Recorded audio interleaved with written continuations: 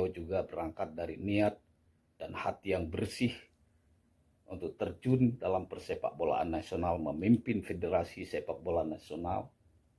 Kita sangat yakin beliau akan punya kekuatan, beliau akan punya kemampuan, dan mampu menjawab harapan-harapan daripada stakeholder, para pelaku sepak bola nasional. Mampu menjawab semua harapan dari para seluruh pecinta sepak bola nasional. Kita berharap dengan terpilihnya beliau, seluruh strata kompetisi sepak bola nasional akan dapat berjalan dengan sistematik, dengan pola dan format